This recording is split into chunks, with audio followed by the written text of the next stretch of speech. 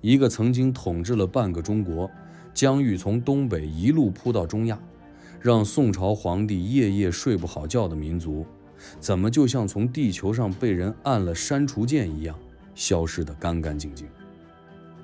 我说的不是什么小部落，是契丹，一个建立了延续200多年王朝的民族，一个让整个欧洲和在俄语中至今还管中国叫 Kitai 的民族。他们有自己的文字，有自己的法律，有自己的城市，有一整套让后世历史学家都忍不住竖大拇指的政治制度。然后呢？然后就没有然后了。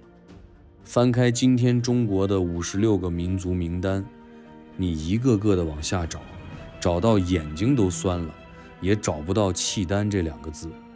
200万人就这么蒸发了。欢迎来到壁画太多，我是三太。在你准备放松之前，先点个赞，点下订阅吧。更需要你点击热推，送出 hype 积分。壁画太多需要你的支持和蓄能。好，让我们一起沉入今晚的故事。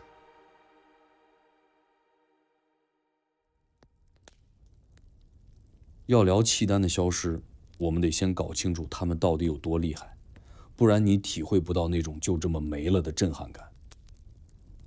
公元907年，中原大地正乱成一锅粥，唐朝刚咽气，5个短命王朝轮流上台又轮流下台，南边还蹲着10个割据小国，大家互相看不顺眼，天天打来打去。就在中原忙着自相残杀的时候，北边草原上，一个叫耶律阿保机的男人悄悄做了一件大事儿，他把契丹8个部落拧成了一根绳子，建立了一个叫辽的国家。这个国家有多大呢？东边到日本海，西边到阿尔泰山，北边顶着西伯利亚的冷风，南边直接咬着中原的脖子，拿下了今天的北京和大同一带。面积算下来大约有400多万平方公里，什么概念？比当时的宋朝还大一圈。而且契丹人做的事远远不止占地盘这么简单，他们发明了自己的文字，分大字和小字2套。他们修建了5座都城，分别管理不同方向的领土。他们搞出了一种前无古人的治国方式，用2套完全不同的行政系统来管理草原民族和农耕民族。他们烧制精美的瓷器，修建巨大的佛塔，在墓室的墙壁上画满了色彩斑斓的壁画，画里有打猎的骑手、煮茶的侍女、漫天飞舞的花鸟。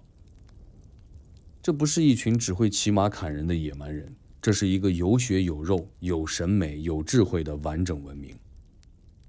可就是这样一个文明，在金朝的铁蹄碾过来之后碎了。辽国灭亡之后，契丹人像被大风吹散的蒲公英一样飘向了4面8方。一部分人跟着一位不服输的皇族跑到了中亚，在那里又撑起了一个小朝廷。一部分人留在了东北，被女真人吞进了金朝的大熔炉。还有一部分人向南走，混进了中原的人海里，改了汉姓，说起了汉话。慢慢就没人记得他们原来是谁了。几百年过去，曾经在东亚大陆上叱咤风云的契丹人，就这样从所有人的视线里彻底消失了。没有一个叫契丹的村庄留下来，没有一个自称契丹后裔的族群站出来，什么都没有，只剩下史书里的几行字和黄土下面那些冰冷的墓葬。但是消失不等于死亡。20世纪末，一群拿着试管的科学家走进了古墓，从那些沉睡了将近1000年的契丹人骨骸上提取出了 DNA， 然后他们拿着这些数据去和今天还活着的人一个一个的比对，结果让所有人大吃一惊。原来契丹人并没有蒸发，他们一直都在，只是换了一张面孔，换了一个名字，安安静静地活在我们中间。这个答案藏在哪里？藏在大兴安岭的密林里，藏在云南大山的深处，藏在那些连自己都不知道自己是谁的人的血液里。而要把这个故事讲清楚，我们得先回到最开始的地方。回到1500年前那片苍茫的草原上，去看看契丹这个名字到底是从哪里来的。契丹人自己讲过一个关于自己从哪儿来的故事，说是很久很久以前，有一位骑着白马的神人沿着土河一路向东走，同时有一位驾着青牛车的仙女顺着黄河一路向南走，两条河在一个叫木叶山的地方交汇了，白马男和青牛女在那里相遇，一见钟情，结为夫妻。他们生了8个儿子，这8个儿子后来就变成了契丹8个部落的祖先。这个故事美不美？挺美的，但你仔细品一下就会发现，这其实是一个关于融合的故事。白马代表一个族群，青牛代表另一个族群，两条河流在木叶山合而为一，两个不同来源的人群也在这片土地上合而为一。契丹人从诞生的那一天起，血液里就写着混血2个字。那真实的历史呢？剥掉神话的外衣，契丹人最早出现在中国史书里，大概是在公元4世纪左右的北魏。那时候的契丹人还不叫契丹，他们被归在一个更大的族群里面，叫东胡。东胡这个名字你可能有点陌生，但他的后代你一定听过，就是鲜卑。没错，契丹人和鲜卑人有很深的血缘关系，往上数几辈那都是一家人。鲜卑后来建立了北魏，搞了一场轰轰烈烈的汉化运动。一部分人融进了中原，而另一部分不愿意南下的鲜卑后裔就留在了北方的草原和森林里，慢慢演化出了好几个分支，契丹就是里面其中的一支。他们生活的地方大致在今天的内蒙古东部、辽宁西部和吉林一带，核心区域就在西拉木伦河和老哈河的流域。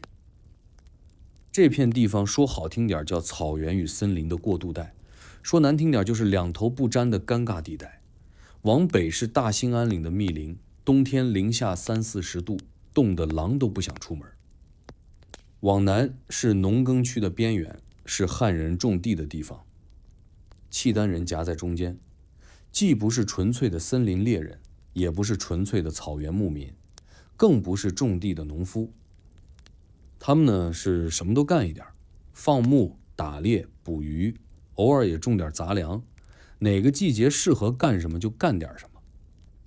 这种生活方式让他们特别灵活，但也特别脆弱，因为什么都会一点，就意味着什么都不精，什么都不稳定。早期的契丹人过得很苦，他们的北边蹲着强大的突厥和回鹘，动不动就来收保护费。南边的中原王朝也没把他们当回事儿，高兴了赏你点丝绸茶叶，不高兴了派兵过来揍你一顿。契丹人在夹缝里小心翼翼地求生，谁强就给谁当小弟，突厥强了跟突厥混，唐朝强了给唐朝磕头。唐太宗的时候，契丹各部被编入了唐朝的机密体制，名义上归大唐管，实际上内部还是自己人管自己人。但这种挂靠关系并不总是愉快的。唐朝中期，契丹人曾经几次起兵反唐，都被摁了回去。那时候的他们还太弱，拳头不够硬，根本没有资格上牌桌。但苦日子有一个好处，就是能把人练出来。契丹人在这种朝不保夕的环境里，练出了极强的生存本能和军事能力。他们的孩子从小就学骑马射箭，男人几乎人人都是战士，女人也能拉弓上马。他们住在毡帐里，随水草迁徙，冬天住在避风的山谷，夏天搬到水草丰美的高地。牲畜就是他们的银行存款，马匹就是他们的交通工具和武器装备。每到秋天，部落的男人们会集体出去围猎，既是练兵，也是储备过冬的肉食。这种围猎传统后来被带进了辽朝的国家制度里，变成了皇帝每年必须参加的秋纳博。在长达几百年的蛰伏里，契丹人就这样默默地积攒着力量。他们学会了怎么在大国的阴影下存活，学会了怎么在最恶劣的自然环境里养活自己，也学会了怎么打仗。他们缺的只是一个能把所有力量拧到一起的人。而历史这东西，你知道的，他最喜欢在所有人都觉得没戏的时候，突然把一个狠角色推到台前。那个人正在8个部落互相撕咬的乱局里，慢慢露出了他的獠牙。契丹人呢有一个老传统，就是8个部落轮流坐庄，每3年选一次大汗。你当完了换他，他当完了换你，谁也别想一直赖在那个位子上。这个制度听起来还挺民主的，对不对？但实际操作起来，简直就是一场永远打不完的群架。因为每次换届就意味着权力要从一个家族手里被硬生生掰走，交给另一个家族。你猜那些刚尝到甜头的部落首领愿不愿意交出去？当然不愿意。所以每次换届几乎都伴随着争吵、暗杀，甚至小规模的内战。8个部落之间的关系，说好听了叫联盟，说难听了就是8个小集团互相拆台。这8个部落分别是哪8个呢？史书上的名字又长又拗口，什么西万丹、何大河、伏伏玉、羽灵、匹杰、黎、土六鱼、日莲。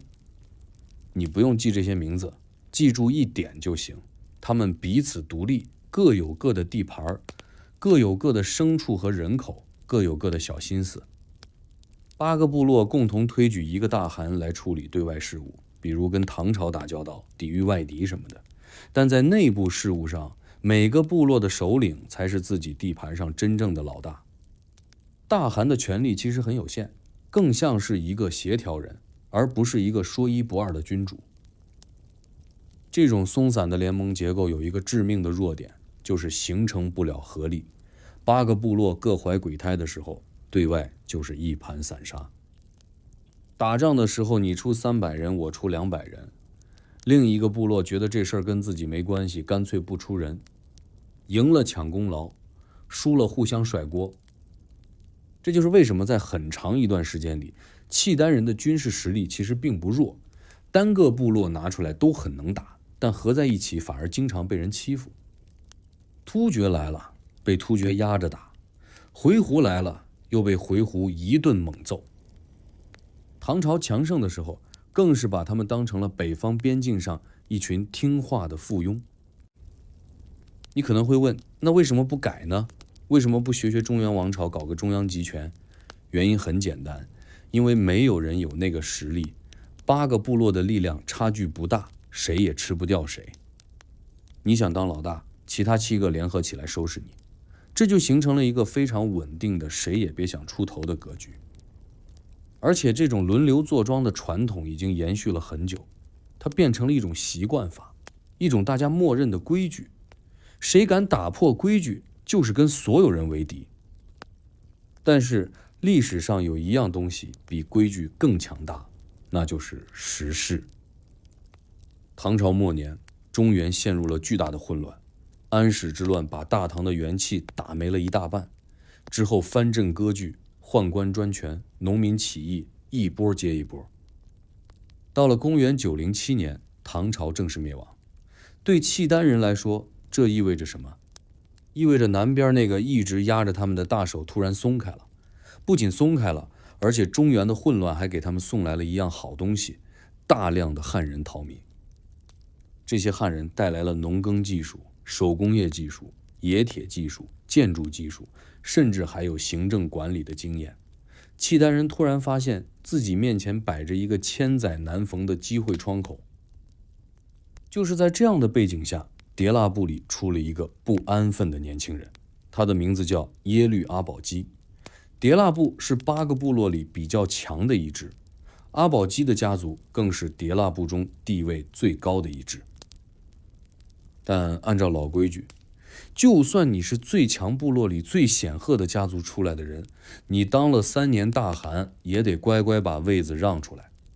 阿保机偏偏不想让，他看到了中原的混乱，看到了涌来的汉人和技术，看到了草原上前所未有的权力真空，他心里清清楚楚，这种机会错过了就不会再来了。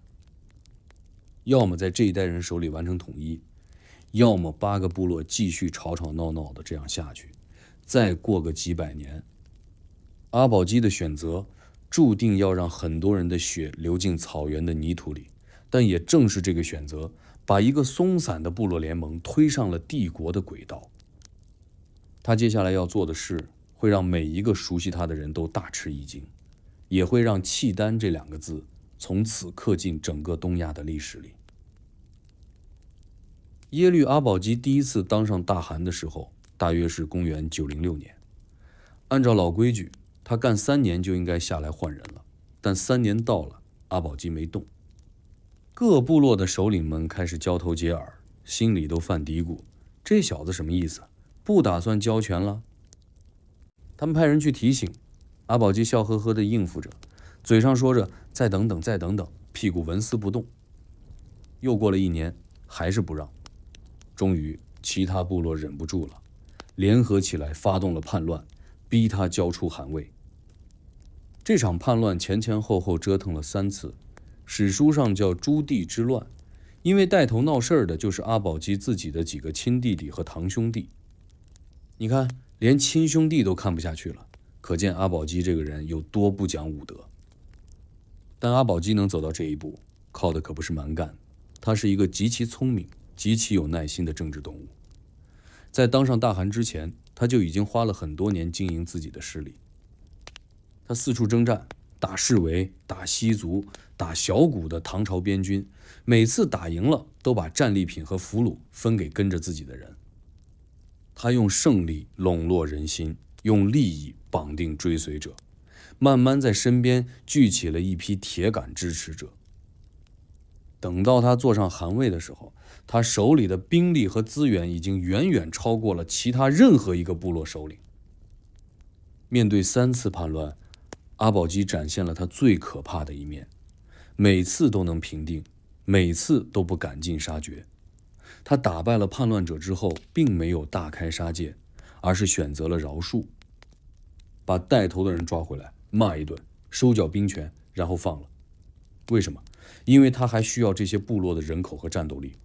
他不是要毁掉契丹，他是要统一契丹。杀光了自己人，将来拿什么去跟中原争天下？这份克制和远见，恰恰是阿保机跟那些普通部落首领最大的区别。不过光靠打仗和忍耐是不够的，阿保机还做了一件非常有远见的事，他大量接纳和使用汉人。唐朝末年和5代乱世期间，大批汉人为了躲避战乱逃到了北方，阿保机不但不排斥他们，反而张开双臂欢迎。他给汉人分配土地，让他们耕种，让汉人工匠给契丹人打造兵器和农具。更关键的是，他重用了一批有学问、懂行政的汉人谋士，其中最有名的一位叫韩延辉。这个人本来是幽州刘仁恭派来出使契丹的使臣，结果被阿保机扣了下来。韩延辉一开始死活不肯合作，阿保机也不强迫，就把他晾在那儿放羊。后来韩延辉想通了，决定留下来帮阿保机做事。这一帮就帮出了一套城市建设和行政管理的蓝图。在韩延辉等汉人谋士的帮助下，阿保机开始在草原上修建城市，这在游牧民族的历史上是一件非常了不起的事情。游牧人住毡帐，逐水草，居无定所，那修这个城市干什么呢？阿保机的想法很清楚，城市不是给契丹牧民住的，是给汉人住的。汉人需要固定的地方种地、做手工、开市场。你把汉人安顿好了，他们就会给你源源不断的生产粮食、铁器、布匹和各种物资。而有了这些物资，你的军队就能更强，你的统治就更稳。阿保机在草原上修的第一座大城叫皇都，后来改名叫上京临皇府，就在今天内蒙古巴陵左旗附近。这座城市分成2半，南边是汉人住的区域，有店铺、有寺庙、有市集，一切按中原城市的模样来。北边呢是契丹人住的区域，保留了毡帐和草原的生活方式。一座城，两个世界。公元916年，阿保机觉得时机成熟了，正式称帝，建国号契丹，后来改称大辽。他不再满足于做一个草原上的大汗，他要当皇帝，跟中原的皇帝平起平坐。他给自己定了年号，设了朝廷，立了皇后，册了太子，一整套中原王朝的牌面全部拉满。但同时他又保留了草原上的旧传统，比如每年4季巡猎的纳波制度。他骨子里非常清楚一件事情，契丹人不能完全变成汉人，也不能完全停留在草原老路上。他要走的是第3条路，一条前人没走过的路。这条路走得怎么样？后面的故事会告诉你。但至少在阿保机活着的时候，他亲手把一群散装的牧民部落捏成了一个有模有样的帝国。他打下了渤海国，扩大了东边的领土。他建立了文字，命人创制了契丹大字。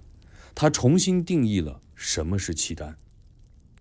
而在他的身边始终站着一个人，一个在后来的故事里比他还抢戏的人。那个人就是他的妻子。耶律阿保机的皇后叫述律平，小名叫月里朵，史称述律后、断臂太后。这个女人在契丹历史上的地位吧，怎么说呢？如果阿保机是那个点火的人，述律平就是那个一直在旁边递柴火、挡风，必要时还亲自上手扇火的人。而且在很多时候，他扇的那几下比阿保机烧的整堆火都猛。述律平不是普通的草原女子，她出身于契丹的回鹘述律部，这个部落本身就有很深的政治背景。她嫁给阿保机的时候还很年轻，但从一开始就展现出了远超同龄人的政治嗅觉。阿保机在外面征战的时候，述律平负责镇守后方大本营。你别以为镇守后方就是坐在帐篷里等消息，在那个年代的草原上，后方随时可能变成前线。有一次，阿保机带兵出征，后方果然出了乱子，有部落趁机偷袭大本营。述律平二话不说，亲自披挂上马，带着留守的兵力把偷袭者打了回去。这不是演义小说的夸张描写，这可是史书上白纸黑字写着的。在阿保机平定朱棣之乱的过程中，述律平同样扮演了至关重要的角色。他不只是精神上的支持，而是实打实地参与了谋划和决策。有些历史学家甚至认为，几次关键的政治清洗背后真正的推手就是述律平。阿保机负责在台前表演宽容大度，述律平在幕后确保那些该被清除的威胁被悄悄处理掉。这对夫妻的配合默契到了令人心生寒意的程度。但述律平真正震惊整个草原的一幕发生在阿保机死后。公元926年，阿保机在征服渤海国之后不久，死在了班师回朝的路上。一个帝国的缔造者突然没了，这在任何一个王朝都是最危险的时刻。皇位传给谁？阿保机有3个儿子，老大耶律倍是太子，老二耶律德光是战功最显赫的将领。按照正常继承顺序，应该是老大耶律倍接班，但述律平不这么想，他更喜欢老二耶律德光，觉得老二更像阿保机，更有手腕，更适合在这个危险的交接期坐稳江山。老大耶律倍太文艺了，喜欢读书画画，一身汉人文人的气质，在述律平看来这不是优点，是隐患。但你不能明着说我就是偏心老二，所以不传给老大，得有个说法。述律平先做了一件让所有人目瞪口呆的事情。阿保机下葬的时候，按照契丹旧俗，有人提议让大臣殉葬。述律平就问那些平时跟阿保机最亲近的大臣，先帝在世的时候，你们不是天天说愿意为他效死吗？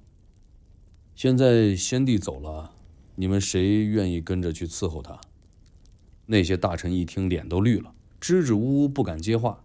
束律平一个一个的点名，被点到的人根本没有拒绝的余地。就这样，一批可能在继承问题上跟他唱反调的重臣，被他用殉葬的名义直接清除掉了。还有一个更狠的细节，当时有一位汉臣叫赵思温，也被束律平点了名，要求殉葬。赵思温不是草原人，他脑子转得快，当场回了一句，说：“皇后你跟先帝最亲，要殉葬应该你先去。”束律平听了没有发怒，他抽出一把刀，当着所有人的面一刀砍断了自己的右手腕，然后让人把断手放进了阿保机的棺椁里，整个朝堂鸦雀无声。这一刀砍出了什么？砍出的是绝对的权威。从那一刻起，再也没有人敢在束律平面前唧唧歪歪。断腕之后，束律平以太后的身份临朝称制，牢牢掌控了大辽的最高权力。他顺利地把皇位交到了老二耶律德光手里，也就是后来的辽太宗。至于老大耶律倍，被架空了，封了个虚名，赶到一边去了。耶律倍后来实在待不下去，坐着船渡海，跑到了后唐，投奔了中原的李嗣源，成了中国历史上极少数主动出走异国的皇太子。他走之前在海边写了一首诗，大意是：小船离开了大海，不知道该去往何方。这首诗读起来让人心酸，但在束律平眼里，这不过是一个不够硬的人做出的唯一合理的选择。束律平的临朝称制持续了很长时间，他的权力覆盖了辽太宗统治的大部分时期。在他的影响下，辽朝的政治路线被坚定地确立了下来，对内维持契丹贵族的核心地位，对外持续向中原扩张。辽太宗后来果然干了一件大事，趁着中原后晋内乱，挥兵南下，一度打进了开封城，拿下了中原的首都。虽然最后没能站住脚，但那次南征让全天下的人都记住了一件事：北边这个草原帝国是真的有能力打到你家门口的。而这一切的根基，有一半是束律平那只断掉的手打下的。一个草原上的游牧帝国要怎么同时管好两种完全不同的人，这是摆在辽朝统治者面前最棘手的问题，也是他们交出的最漂亮的一份答卷。你想想看，辽朝的地盘上住着两大类人，一类是契丹人和其他游牧民族，他们逐水草而居，靠放牧打猎过日子，社会关系靠部落和血缘维持，法律靠的是祖辈传下来的草原习惯。另一类是汉人和渤海人，他们住在固定的城镇里，种地、做买卖、读书、考试，习惯了中原那套郡县制和儒家礼法。这两类人的生活方式、价值观念、社会结构几乎是两个世界的产物。你要是用管汉人的办法去管契丹牧民，他们会觉得你疯了；你要是用草原的规矩去管汉人农民，也一样都不适用。怎么办？辽朝的解决方案是搞了一套双轨制，史书上叫南北面官制度。什么意思呢？就是在朝廷里设两套平行的行政系统。北面官负责管理契丹人和其他游牧民族的事务，用的是草原传统的那一套；南面官负责管理汉人和渤海人的事务，基本上照搬唐朝的行政体制。两套系统各管各的，各有各的官员，各有各的法律，各有各的税收制度，互不干涉。皇帝坐在中间，同时是两个系统的最高老板。这个名字的来历也很有意思。契丹人的传统是帐篷门朝东开，皇帝坐在帐篷里面朝东边。那么管草原事务的官员在皇帝的左手边，也就是北边，所以叫北面官。管汉人事务的官员在皇帝的右手边，也就是南边，所以叫南面官。你看，连名字都透着一股草原味儿。北面官这边的核心机构叫北枢密院，下面设了北宰相府、各部族的管理机构，还有专门负责军事的系统。这边的官员基本上都是契丹贵族担任，用的是契丹语，处理的是部落事务、军事调度、牧场分配这些事情。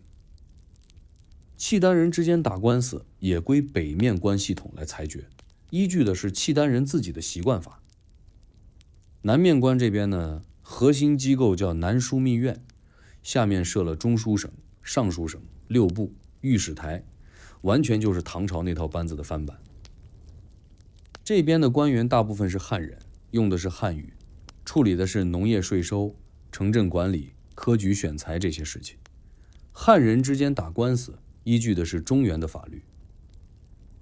这套制度听起来简单，但实际操作起来非常考验智慧。两套系统之间并不是完全没有交集的，很多事情会涉及到两边的人。比如一个契丹商人在汉人城镇里跟汉人发生了纠纷，归谁管？一支契丹军队驻扎在汉人聚居区，后勤补给怎么协调？这些细碎的问题需要两个系统之间不断沟通磨合。辽朝的皇帝就充当了这个磨合的润滑剂，哪边的事归哪边管，说不清楚的就由皇帝来拍板。有意思的是，这套双轨制并不是完全僵化的。随着时间推移，两个系统之间出现了越来越多的互相渗透。一些有能力的汉人官员被提拔到了北面官体系中担任要职，一些契丹贵族也开始学习汉文化，在南面官系统里任职。到了辽朝中后期，两个系统的界限越来越模糊，但在早期和中期，这种清晰的分离确实有效地解决了一个看似无解的难题：怎么让两群完全不同的人在同一个屋檐下安安稳稳地过日子？放到世界历史的视角来看，辽朝的南北面官制度是非常超前的。你要知道，同一时期的欧洲还在搞封建领主那一套，一个国王要管好自己地盘上的不同民族，通常就是两种办法：要么强制同化，要么直接灭掉。像辽朝这样承认差异、尊重差异，用不同的制度来管理不同的人群，这在当时的全世界都是少见的。后来的金朝学了一部分，元朝学了一部分，清朝的满汉分治思路里也能看到辽朝的影子。可以说，契丹人在1000多年前就给后来的征服王朝们打了一个样板。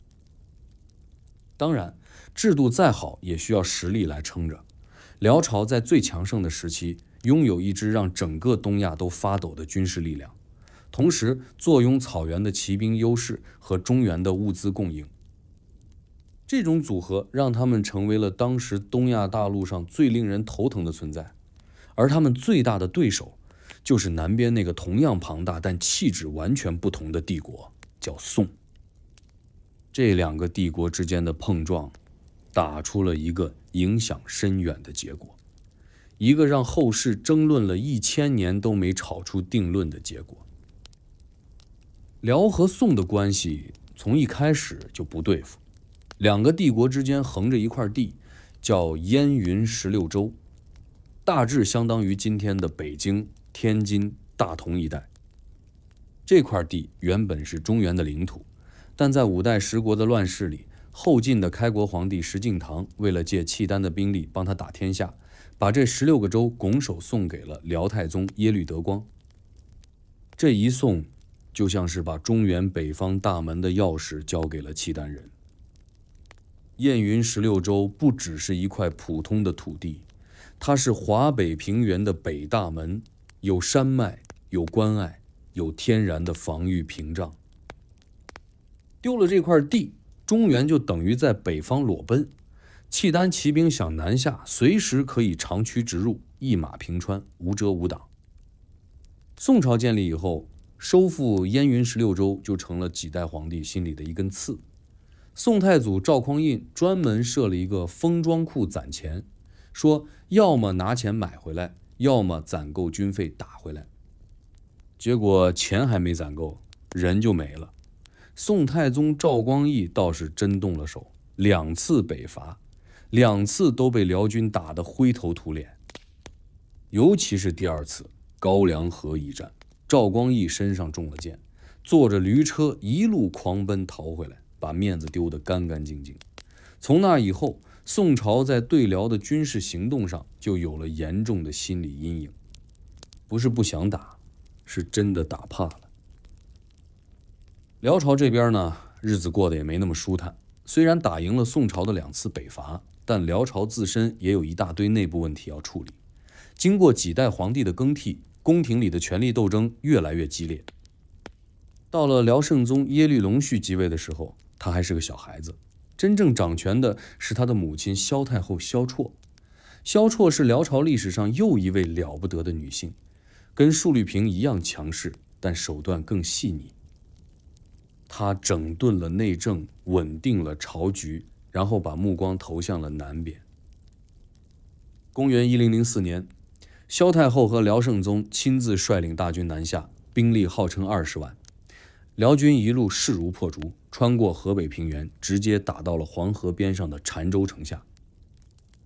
澶州离宋朝的首都开封只有1步之遥。消息传到开封，满朝文武慌成一团。有人建议迁都往南跑，跑到南京去；有人建议迁到四川去，反正四川有山有水，好防守。整个朝堂弥漫着一股末日的气氛。关键时刻，有一个人站了出来，他就是宰相寇准。寇准这个人在历史上的评价非常高，因为在这个所有人都想跑的节骨眼上，他死死拽住了宋真宗的袖子，说：“陛下，你不能跑。你得亲征，你一跑，军心就散了，天下就完了。你去了前线，将士们看到皇帝跟自己站在一起，士气立刻就不一样了。”宋真宗被寇准软磨硬泡了好几天，终于心不甘情不愿地出发了。果然，宋真宗的车驾一到澶州城头，宋军士气大振，欢呼声传出去好几里地。与此同时，辽军的日子其实也不好过。他们孤军深入，补给线拉得太长，后方随时可能被宋军骚扰。更要命的是，辽军的先锋大将萧塔凛在澶州城下侦察的时候，被宋军的床弩一箭射死了。这是辽军此次南征中损失的最高级别将领，对士气打击极大。萧太后其实心里很清楚，辽军看着声势浩大，但要真正打过黄河去攻开封，胜算并不大。他的本意也不是灭掉宋朝，而是想通过军事施压逼宋朝坐下来谈判，谈出一个对辽朝有利的条件。于是两边开始了秘密接触。谈判的过程并不复杂，核心就是一个字：钱。最终的结果就是著名的澶渊之盟。宋朝每年给辽朝送银10万两，绢20万匹，辽朝撤兵，两国以白沟河为界，互称兄弟之国。辽朝的皇帝叫宋朝的皇帝兄，宋朝的皇帝叫辽朝的皇帝弟。注意这个称呼，辽朝是哥哥，宋朝是弟弟。在面子上，那宋朝输得彻彻底底。这份条约在后世引发了巨大的争议。批评的人说，宋朝有那么多兵，那么多将，明明可以打的，为什么要花钱买和平？这是丧权辱国。但支持的人算了一笔账，每年30万的岁币，对宋朝当时的经济体量来说，不过是9牛1毛，连军费的零头都不到。而用这点钱换来了长达100多年的和平，没有大规模战争，两国边境开放了榷场，互相做生意，经济和文化交流空前繁荣。宋朝赚了还是亏了？这个问题到今天都没有标准答案。但有一件事是确定的，澶渊之盟让辽朝进入了一段真正的黄金岁月。外部没有大的战争威胁，每年还有宋朝送来的真金白银，国内的经济和文化开始了一轮前所未有的爆发。草原帝国不再只会骑马砍杀，他开始盖庙、烧祠、写诗、画画了。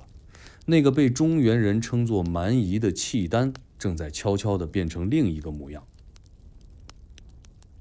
澶渊之盟签订之后，辽朝迎来了将近100年相对太平的日子，没有大规模的战争要打，南边的岁币年年按时到账，北边的草原也基本安定。这种环境下，契丹人开始腾出手来做一些以前没时间做的事情，而他们做出来的东西让后世很多人大跌眼镜。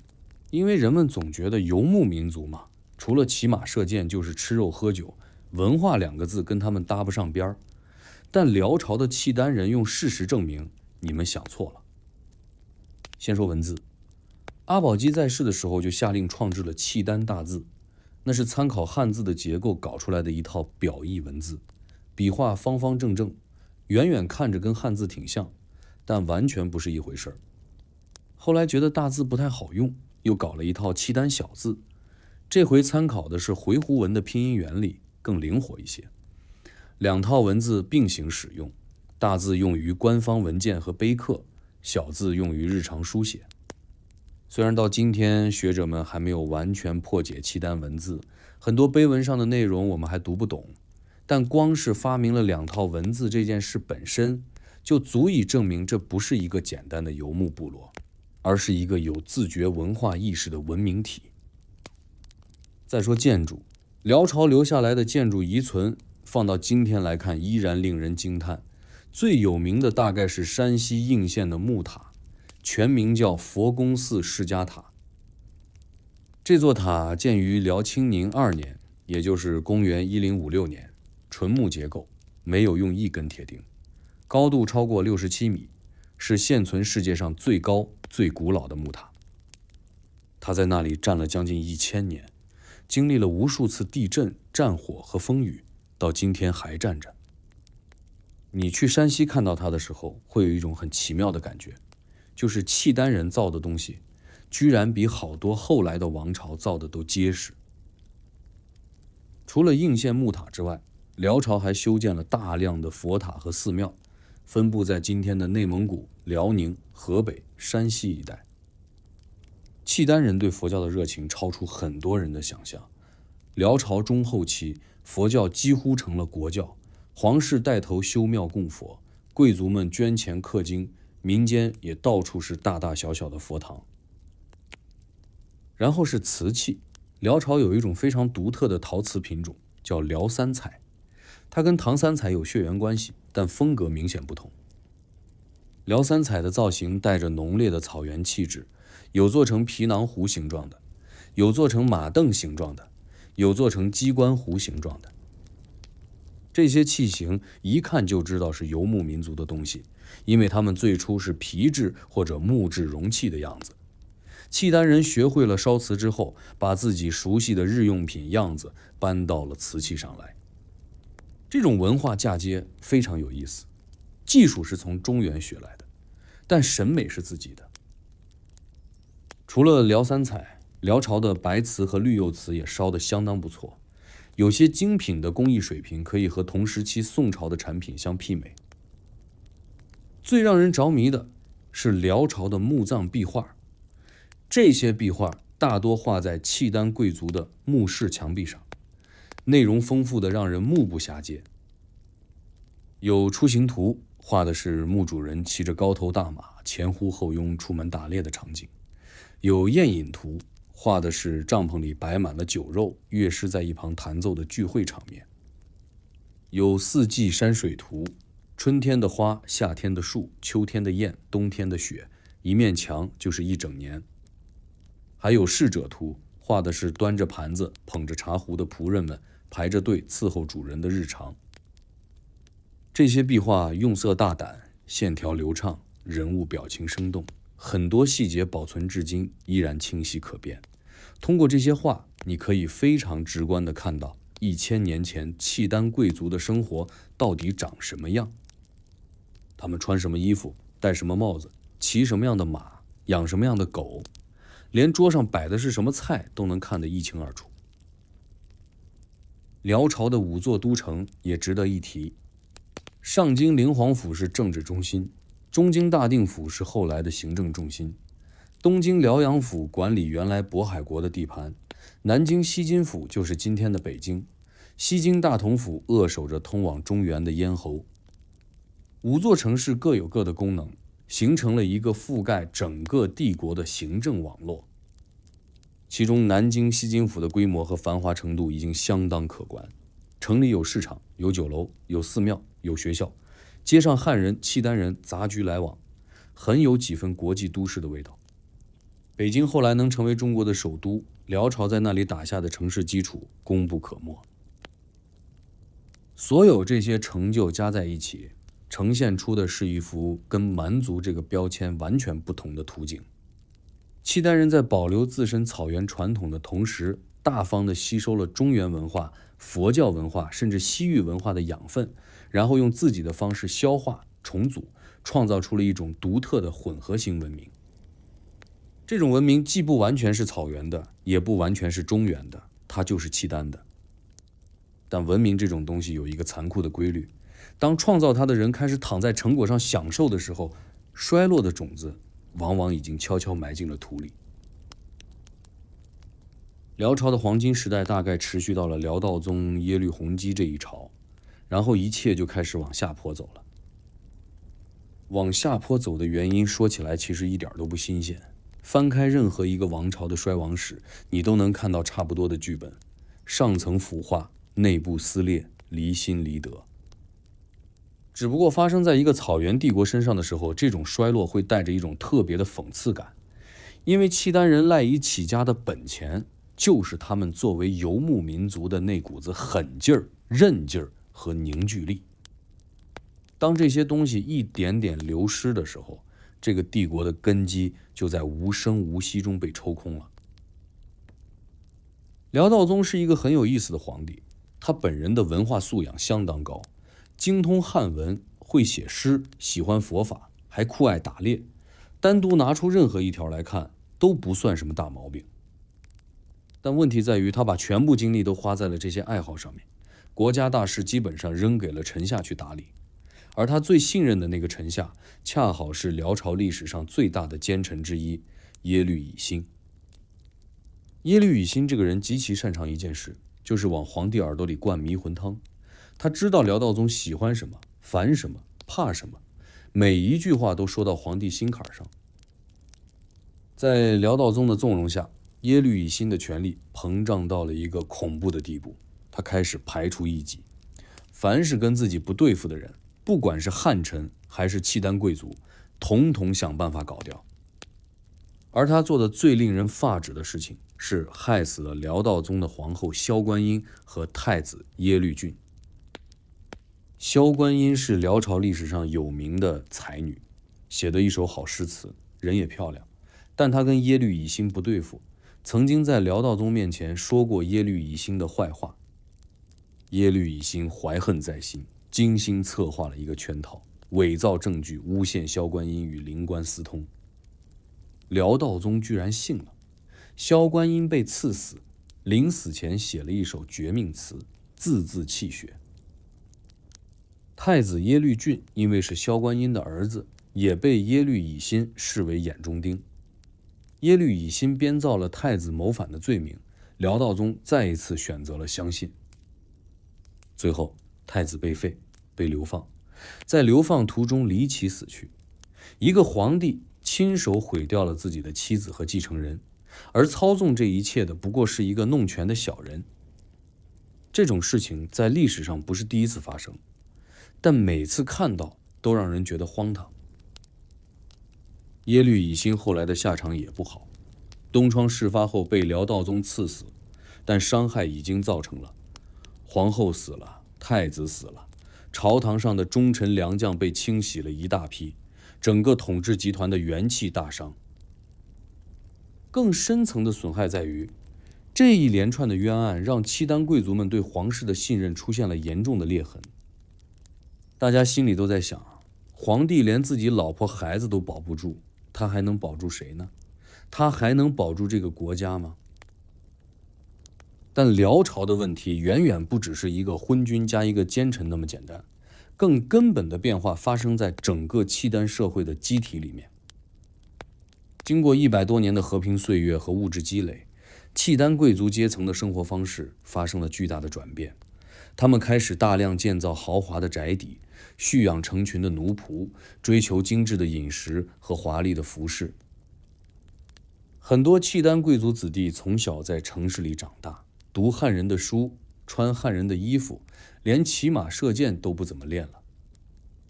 打猎变成了一种带着大队仆从的贵族游戏，而不再是真刀真枪的军事训练。那种老一辈契丹人身上的彪悍、吃苦，随时能拉出去打仗的劲头，在年轻一代中越来越少见了。与此同时，辽朝对各附属部族的控制也开始松动。辽朝鼎盛时期，周围一圈小部族都老老实实当小弟，年年进贡，岁岁来朝。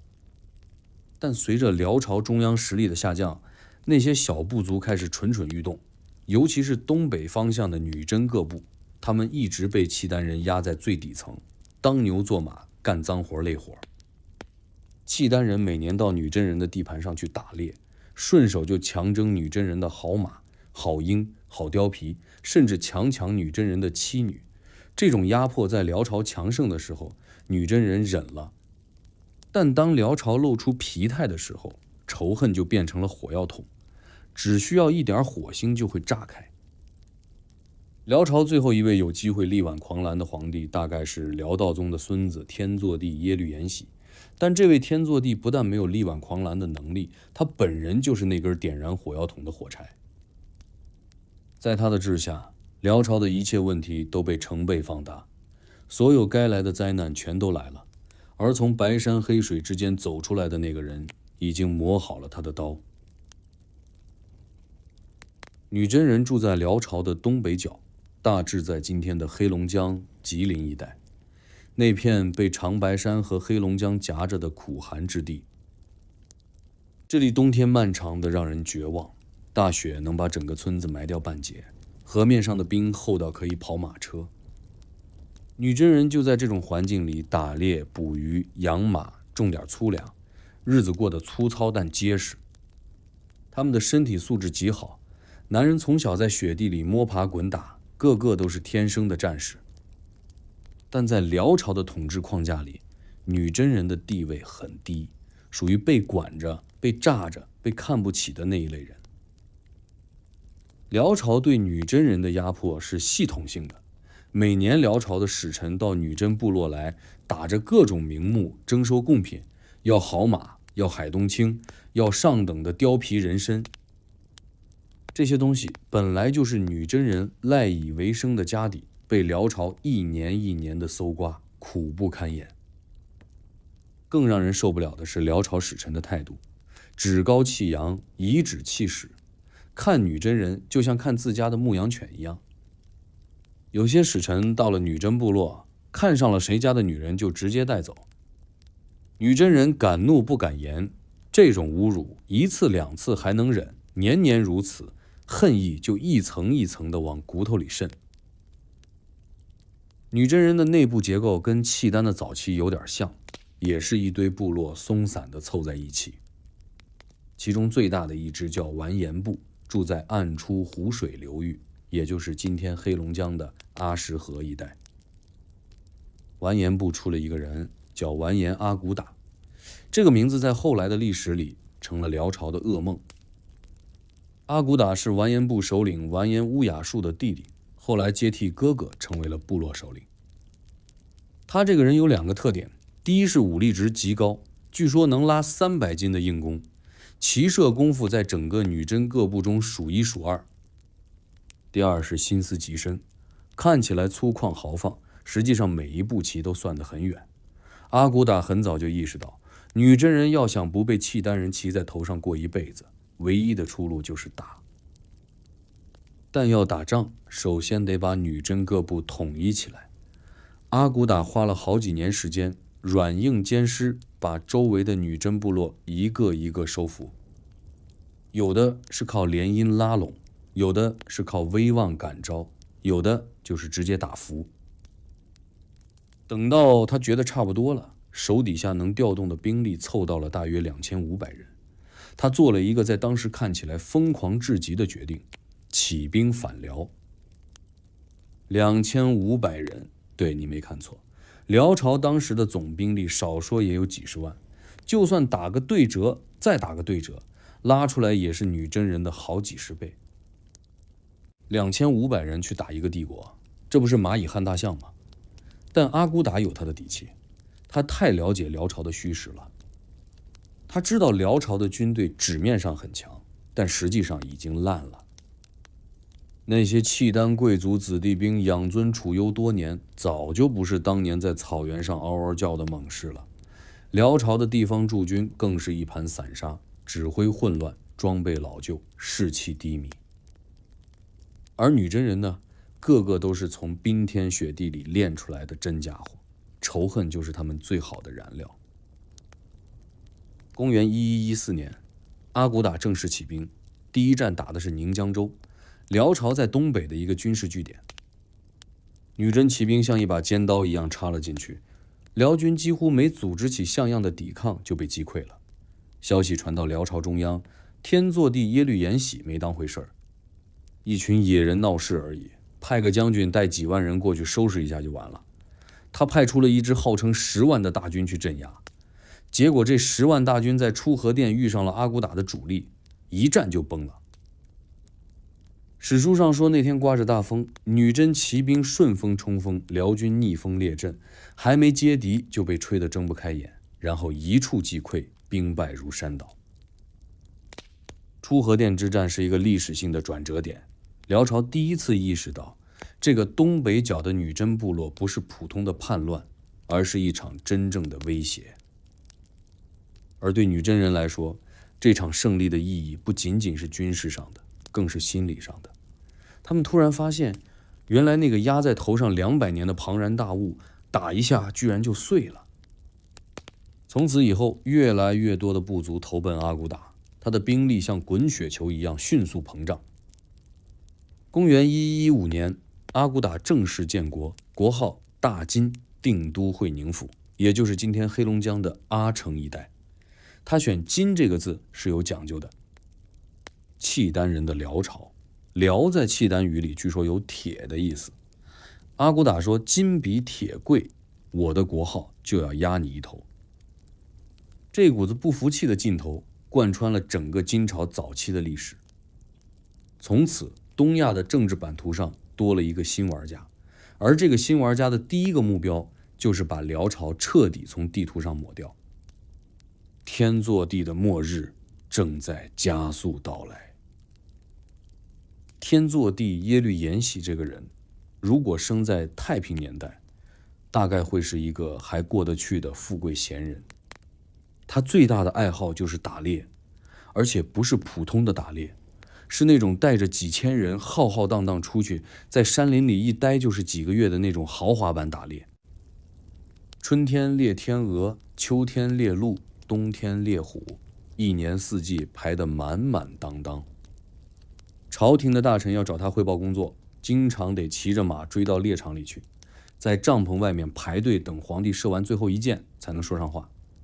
这种皇帝，你说他坏吧，他倒也没干过什么特别残暴的事；你说他好吧，国家都快散架了，他还在林子里追兔子呢。出河店大败的消息传来以后，天祚帝终于意识到事情有点严重了，但他的应对方式让人哭笑不得。他决定御驾亲征，带着辽朝能凑出来的全部家底去跟女真人决战。这个决定本身倒不算错，问题在于执行。天祚帝带着号称70万的大军浩浩荡荡地出发了。70万这个数字当然有水分，但就算打个折扣，几十万人总是有的。这么大的兵力，如果指挥得当，碾压阿骨打那点人应该不成问题。可天祚帝偏偏是个军事上的外行，大军还没走到前线，内部就先出了问题。各路将领之间互相不服气，后勤补给跟不上，军令传达混乱不堪，几十万人挤在一起，乱得像一锅煮过头的粥。更致命的是，在大军出征的当口，辽朝内部又爆发了叛乱。一个叫耶律章奴的贵族趁天祚帝不在，在后方发动了政变，打算另立新皇帝。天祚帝一听后院起火了，立刻掉头回去平叛，前线的仗不打了。这一掉头，几十万大军的士气直接崩了。你想想看，士兵们本来就不怎么想打这仗，现在连皇帝都跑了，谁还愿意留在前线卖命？辽军不战自溃，阿骨打轻轻松松就捡了个大便宜。从那以后，辽朝的军事形势就像决了堤的河，一泻千里，再也收不住了。金军的进攻速度快得惊人，1116年拿下辽东京、辽阳府，1120年拿下辽上京、灵皇府，1122年拿下辽中京、大定府。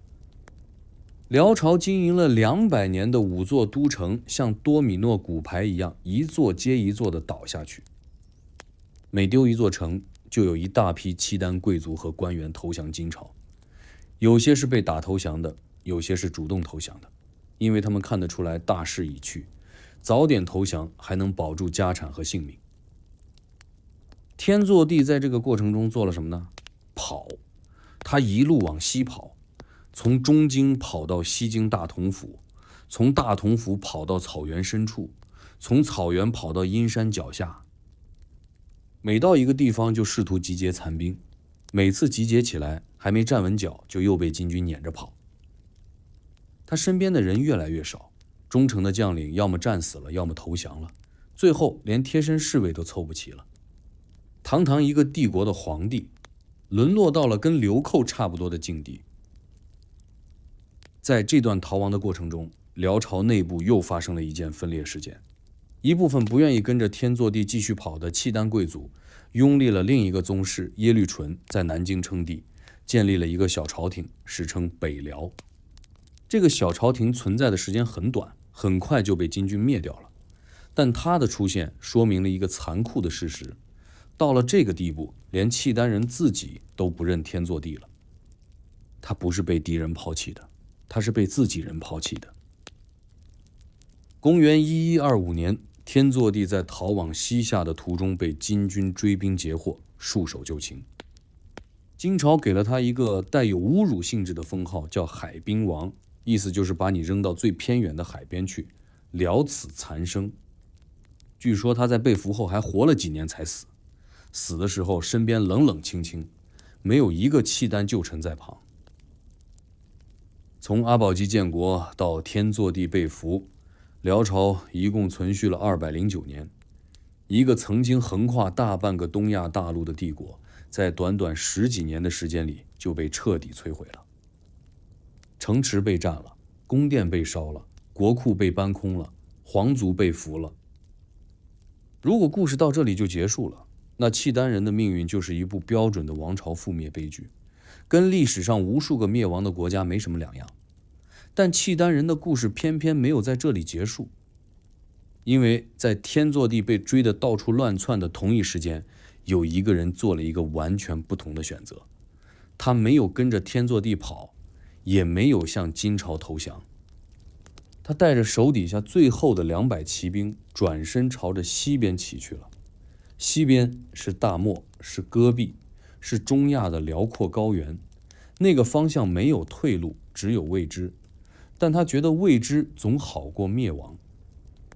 那个人的名字叫耶律大石，他即将用一场万里西行，给契丹人的历史续写出一个最不可思议的篇章。耶律大石这个人的身份很有意思，他是辽朝皇族耶律阿保机的8世孙，血统正的那都不能再正了。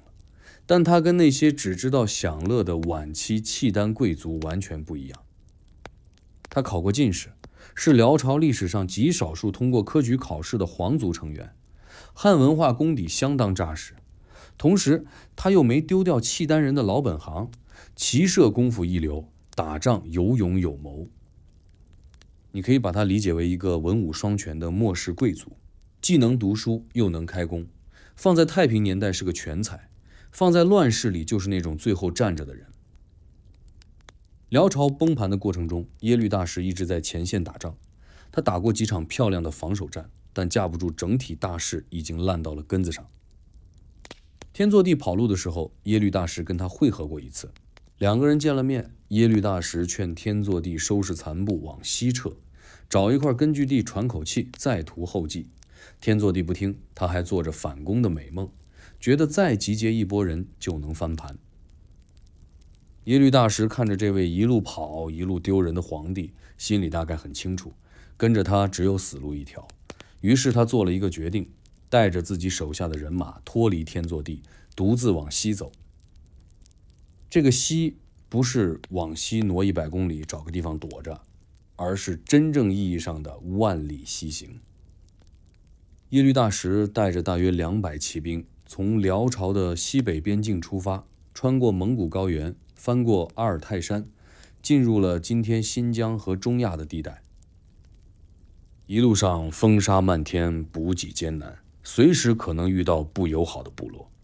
200个人在这种荒凉的大地上行军，就像一粒沙子被吹进了沙漠，渺小的几乎看不见。但耶律大石有一样东西是别人没有的，那就是辽朝皇族的名号。契丹帝国虽然在东边已经完了，但在西域，契丹这2个字依然响当当。辽朝在鼎盛时期的影响力曾经辐射到整个中亚，很多西域的部族都曾经跟辽朝打过交道，对契丹人的实力有着深刻的记忆。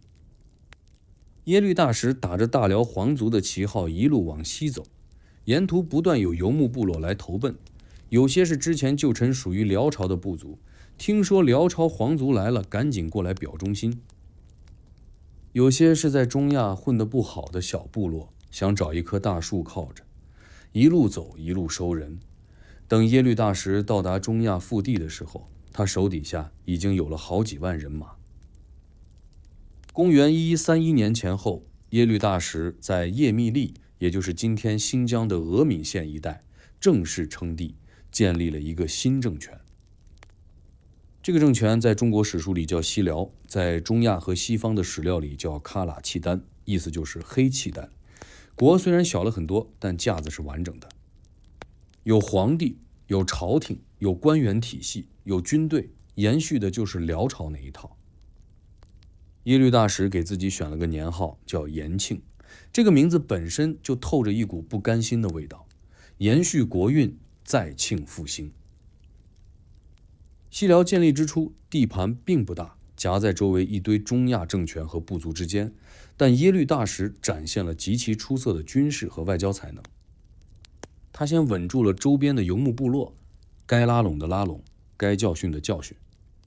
然后他把目光投向了中亚最大的一块肥肉，东喀喇汗国和西喀喇汗国控制的河中地区，也就是今天乌兹别克斯坦的撒马尔罕、布哈拉一带。这片地方是中亚的核心，丝绸之路的枢纽，谁控制了这里，谁就控制了中亚的经济命脉。公元1141年，耶律大石迎来了他一生中最辉煌的一战——卡特万之战。他的对手是塞尔柱帝国的苏丹桑加尔，当时整个伊斯兰世界最强大的君主之一，带着号称10万的联军来跟西辽决战。这一战的规模和意义远远超出了一般人的想象。它不是2个小政权之间的边境摩擦，而是东亚的契丹文明与西亚的伊斯兰文明之间一次正面碰撞。结果耶律大石大获全胜，桑加尔的联军被打得全线崩溃，苏丹本人狼狈逃走。卡特万之战后，西辽一跃成为中亚的霸主，控制了从新疆到咸海之间广袤的土地，疆域面积甚至超过了同时期的南宋。想想看这件事有多不可思议，一个在东边亡了国的流亡皇族，带着200个人跑到了万里之外的中亚，从零开始建起了一个国家，然后打败了伊斯兰世界最强的君主，成了中亚的霸主。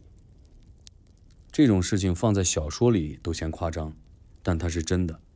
耶律大石用自己的后半生证明了一件事：契丹人的生命力远比一个王朝的寿命要长。辽朝可以灭亡，但契丹人不会那么容易倒下。只要还有一口气在，他们就能在任何一片陌生的土地上重新扎根。可惜的是，耶律大石本人没有享受太久的荣光。卡特万之战2年后，他就病逝了。他留下的这个西辽帝国将在他的后人手中继续存在大约80年。80年听起来不算短，但对于一个远离故土的流亡政权来说，每一天都是在跟命运掰手腕。西辽最终的结局会是什么，取决于一个即将从蒙古高原上站起来的名字。那个名字，你一定听过。耶律大石死后，西辽的皇位传了好几手，先是他的皇后萧塔不焉临朝称制，后来传给了儿子，再传给儿子的妻子，再传给孙子。你会发现契丹人有一个很有意思的传统，每到皇帝交接的危险期，总有一个强势的女人站出来稳住局面。从述律平到萧太后到萧塔不焉，契丹女性在政治上的存在感之强，在整个东亚历史上都是少见的。西辽在耶律大石之后的几十年里，总体上还算稳定，它控制着中亚的核心地带，靠收取附属国的贡赋和丝路贸易的税收过日子。西辽的统治方式很聪明，对当地的穆斯林居民采取宗教宽容政策，不强迫他们改信佛教，也不干涉他们的日常生活，只要按时交税，不搞叛乱就行。这种务实的态度让西辽在中亚的统治比很多人预想的要平稳得多。一群从东边来的异教徒居然能在穆斯林的地盘上站住脚，靠的不是高压，而是相对宽松的管理和不错的行政效率。但西辽的根基从一开始就不算牢固，它的核心统治层是契丹人和一部分汉人，总共就那么点人，被大量的突厥系部族和穆斯林居民包围着。只要外部环境发生剧烈变化，西辽就会立刻暴露出脆弱的一面。变化来得比预想的要快。13世纪初，蒙古高原上发生了一件改变整个世界的事情。铁木真统一了蒙古各部，建立了大蒙古国，被尊为成吉思汗。蒙古人的扩张速度和破坏力是人类历史上前所未见的，任何挡在他们前面的政权都像纸糊的一样被撕碎。西辽也没能逃过这个命运，不过它的灭亡过程有些曲折，并不是被蒙古人直接打死的。西辽末年出了一个搅局者，叫屈出律。这个人本来是蒙古高原上乃蛮部的王子，被成吉思汗打败之后一路逃到了西辽。西辽末代皇帝耶律直禄古收留了他，还把公主嫁给了他。结果屈出律是个白眼狼，在西辽内部经营了几年势力之后，发动政变，夺了耶律直禄古的皇位，自己当上了西辽的新主人。这一年大概是公元1211年。屈出律上台之后干了一件蠢事，他开始迫害当地的穆斯林居民，强迫他们改信佛教。这直接毁掉了西辽2-3代人积累下来的宗教宽容政策，激起了中亚穆斯林的强烈反抗。成吉思汗看准了这个机会，派大将哲别率领2万蒙古骑兵西征。哲别一到中亚，当地的穆斯林居民纷纷倒戈欢迎，因为蒙古人打出的旗号恰好是恢复宗教自由。屈出律众叛亲离，一路逃窜，最后在帕米尔高原上被蒙古军追上，砍了脑袋。公元1218年，西辽正式灭亡。从耶律大石建国到屈出律败亡，西辽一共存在了大约87年。如果加上辽朝本身的209年，契丹人建立的政权前后延续了将近300年。但西辽灭亡之后，契丹人作为一个有组织的政治力量就彻底不存在了。没有了自己的国家，没有了自己的朝廷，没有了能把大家聚在一起的旗帜，契丹人开始了真正意义上的四散飘零。一部分留在中亚的契丹人融入了当地的突厥系民族和蒙古人当中。他们本来人数就不多，被汪洋大海一样的突厥人和蒙古人包围着，几代人下来，语言换了，信仰换了，通婚混血之后长相也变了，渐渐就分辨不出来了。一部分在金朝统治下的契丹人早在辽朝灭亡的时候就开始了融合的过程。金朝对契丹人的政策时松时紧，有时候信任他们委以重任，有时候又猜忌他们严加防范。很多契丹人为了过安稳日子，主动改了女真姓氏，穿女真衣服，说女真话。等到金朝也被蒙古灭了之后，这些人又进入了蒙古人的统治体系，再后来又进入了明朝、清朝的体系，一层一层的被覆盖，一代一代的被稀释。还有一部分契丹人走了更远的路，蒙古帝国扩张的时候，征调了大量的契丹人充当军队和行政人员，把他们派到了帝国各个角落。有些人被派到了中亚和波斯，有些人被派到了南方。蒙古大军南下灭大理国的时候，有一批跟随蒙古军队作战的契丹人就这样被留在了云南。他们在那里驻扎下来，娶了当地的女人，生了混血的孩子，慢慢的就在那片亚热带的山林里扎下了根。这些人后来会以一种完全意想不到的方式重新回到我们的故事里，但那是几百年之后的事了。到了明朝中期以后，契丹这个名字在中国的任何一份官方文件里都找不到了。没有一个民族叫契丹，没有一个部落叫契丹，没有一个村子、一条河、一座山用契丹来命名。200万人就这样从历史的舞台上走了下去，安安静静，没有留下一句谢幕词。但有一个问题始终悬在那里：人可以改名字，可以换衣服，可以忘记自己的语言和历史，但有一样东西是改不了的，那就是留在血管里的血。那些血去了哪里？这个问题困扰了历史学家很多年。传统的历史研究靠的是文献，翻史书，查档案，读碑文。但契丹人消失得太彻底了，明清以后的文献里几乎找不到任何关于契丹后裔的确切记录。你去问当地人，没人说自己是契丹人。你去查族谱，那些改了汉姓的家族早就把前面几百年的记忆抹干净了。文献这条路走到了死胡同。但科学这个东西有一个好处，它不需要你记得自己是谁，它能替你记着。20世纪90年代，分子生物学和遗传学的发展给了历史研究一个全新的工具 ——DNA 分析。简单来说，就是从古代遗骸上提取 DNA， 再跟今天活着的人群做比对，看看谁跟谁的基因最接近。这个方法的原理不复杂，但实际操作起来难度极大。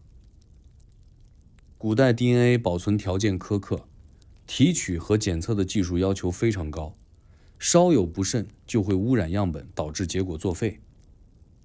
但到了90年代末和21世纪初，技术终于成熟到了可以认真研究这个问题的程度。最早系统性的用 DNA 方法研究契丹后裔的，是中国的一批遗传学家和考古学家。他们做的第一步是获取古代契丹人的基因样本。研究人员从内蒙古和辽宁的多处辽代墓葬中提取了契丹贵族遗骸的 DNA。这些墓葬的年代和身份都是可以确认的，墓志铭上写的清清楚楚，葬的是什么人、什么身份、什么年代。所以这些 DNA 样本的可靠性很高，可以作为契丹人基因的参照标准。有了参照标准之后，下一步就是去找今天还活着的嫌疑人。研究人员根据历史文献的线索，锁定了几个最有可能携带契丹血统的人群。第一个目标是达斡尔族。达斡尔人主要生活在内蒙古的呼伦贝尔和黑龙江的嫩江流域，人口大约10几万。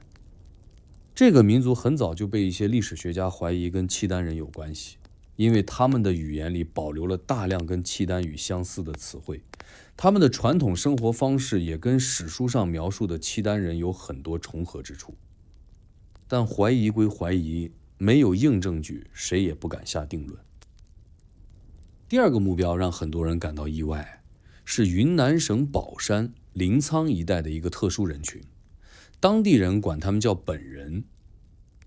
这些人在行政上被划为汉族或者其他少数民族，但他们内部一直流传着一个说法，说自己的祖先是从北方来的，是契丹人的后代。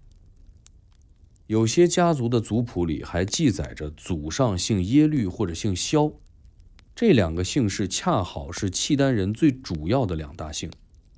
但你要知道，民间传说和族谱这种东西，可信度是要打折扣的。很多人喜欢给自己攀一个显赫的祖宗，这在中国的宗族文化里太常见了，所以光凭传说是不够的，得拿基因来说话。第三个比对对象是鄂温克族和蒙古族的部分群体，他们生活的区域跟历史上契丹人的活动范围有重叠，也是潜在的后裔候选人。研究人员从这几个人群中分别采集了血液样本，提取 DNA， 然后跟古代契丹人的 DNA 进行比对，比对的主要指标是线粒体 DNA 和外染色体 DNA。线粒体 DNA 只能通过母亲传给后代，所以它追踪的是母系血统；外染色体 DNA 只能通过父亲传给儿子，追踪的是父系血统。两条线一起看，就能描绘出一个比较完整的遗传图谱。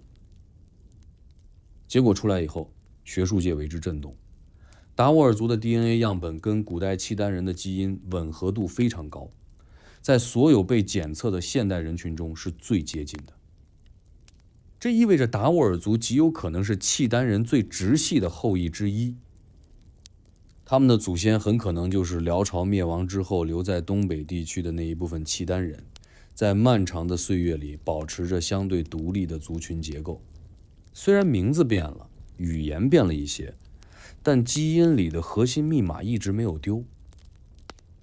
而云南本人的检测结果同样令人吃惊，他们的 DNA 中确实检测到了与古代契丹人高度相似的遗传标记，这就从分子生物学的层面证实了那个听起来像天方夜谭一样的民间传说。这些生活在中国西南边陲的人，血管里真的流着1000年前那群草原骑手的血。从内蒙古到云南，直线距离超过3000公里，中间隔着整个中国的腹地，契丹人的基因居然能跨越这么远的距离保存下来，这件事本身就是一个关于生命韧性的奇迹。当这些研究成果陆续发表的时候，一个沉默了几百年的问题终于有了答案。契丹人没有蒸发，没有灭绝，没有从地球上被抹掉，他们只是被时间冲散了，被历史的洪流裹挟着去了不同的方向，在不同的土地上换了不同的面貌继续活着。有些人知道自己的来历，更多的人已经彻底忘记了，但 DNA 不会忘。它忠实地记录着每一次迁徙，每一次融合，每一次分离，像一本用化学分子写成的家谱，安静地躺在每一个后裔的细胞里，等着有一天被人翻开。所以契丹人到底消失了没有？如果你问的是那个叫契丹的民族名称，是的，它消失了。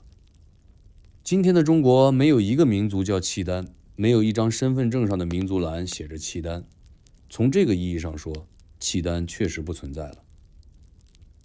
但如果你问的是那些人、那些血脉、那些基因，答案恰恰相反，他们一直都在。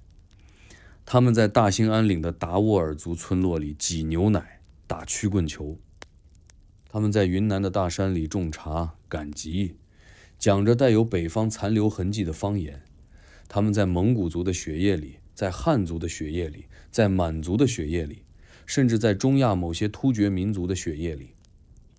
他们无处不在，只是你看不出来了。这其实是人类历史上一种非常普遍的现象，学术上叫民族融合。一个民族的消失，在绝大多数情况下不是因为这个民族的人都死光了，而是因为他们融进了其他民族当中，不再以一个独立的群体存在了。就像一条河流汇入了大海，河水并没有消失，它变成了海水的一部分。你舀起一杯海水来分析，里面一定有那条河的分子，但你已经分辨不出哪一滴是河水，哪一滴是原来的海水了。契丹人的融合过程不是一夜之间发生的，而是持续了好几百年的缓慢渗透。辽朝灭亡以后，留在金朝统治下的契丹人最先开始融合。金朝统治者对契丹人又用又防，有些时期鼓励契丹人跟女真人通婚，有些时期又限制他们担任高官。无论政策怎么摆动，民间的通婚和文化交融是挡不住的。几代人下来，契丹人跟女真人之间的界限就越来越模糊了。等到蒙古人来了，金朝也灭了，契丹人和女真人又一起被搅进了蒙古帝国的大锅里。元朝的户籍制度把人分成蒙古人、色目人、汉人、南人4个等级，根本就没有契丹这个分类。你是契丹人，对不起，归到汉人那一档去。从行政层面上，契丹人的身份在元朝就已经被抹掉了。到了明朝，情况更加彻底。明朝的民族政策对北方的少数族群采取了大规模的同化措施。留在中原和北方的契丹后裔，绝大多数已经改了汉姓，说了汉话，穿了汉服，在生活方式上跟周围的汉人完全没有区别了。有些改姓刘的，有些改姓王的，还有些保留了谐音，改姓耶或者萧的。但无论姓什么，他们的子孙后代已经不再记得自己是契丹人了。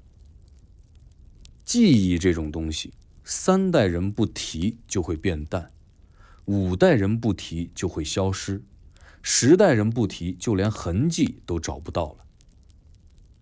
而那些被蒙古军队带到云南去的契丹人走了一条完全不同的路，他们落脚在滇西的山区里，跟当地的白族、彝族、汉族杂居通婚。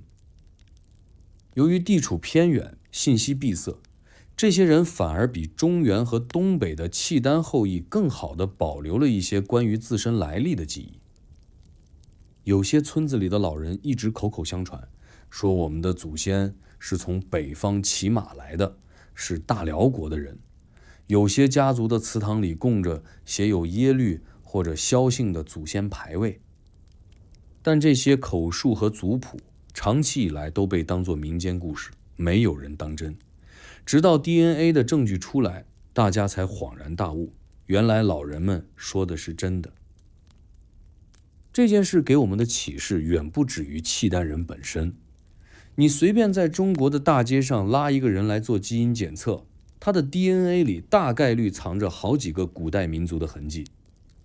匈奴、鲜卑、氐、羌、突厥、回鹘、契丹、女真，这些在史书上出现过又消失了的名字，其实从来没有真正离开过。他们的基因像涓涓细流一样汇进了今天中国人的血液里。我们每一个人的身体里都住着好几个已经消失的民族。你觉得他们不在了，其实他们一直在你身上活着。回过头来看契丹人的整个故事，从大兴安岭的密林到草原上的八部联盟，从阿保机的铁腕建国到述律平的断腕夺权，从辽朝的双轨制到澶渊之盟的百年和平，从金朝铁骑的碾压到耶律大石万里西行的孤独背影，从西辽的中亚霸业到蒙古洪流中的最终消散，这个民族用300年的时间，在历史的舞台上演了一出波澜壮阔的大戏。然后他们走下了舞台，摘掉了戏服，混进了观众席。你以为他们走了，其实他们只是坐到了你旁边而已。这才是契丹人的故事里最让人感慨的部分。一个民族最终极的存活方式，不是建一个永远不倒的帝国，而是让自己的血脉融进更大的河流里，随着那条河一直流下去。帝国会倒，城墙会塌，文字会失传，但基因不会。它是最沉默的史官，也是最长情的记录者。那些活在大兴安岭密林里的达斡尔人，那些守在云南大山深处的本人，他们可能一辈子也不会去翻那些厚重的史书，不会去看那些出土的壁画和瓷器。他们只是日复一日地过着自己的小日子，种地、放牧、生孩子、送走老人。但每当夜深人静的时候，如果你凑近了去听，也许能从风里捕捉到一点什么。那是1000年前的马蹄声，是草原上的长调，是木叶山下2条河流交汇时的水声，很远很远了，但从未真正消失。就像今晚的故事一样，讲完了，却还在心里轻轻回响着。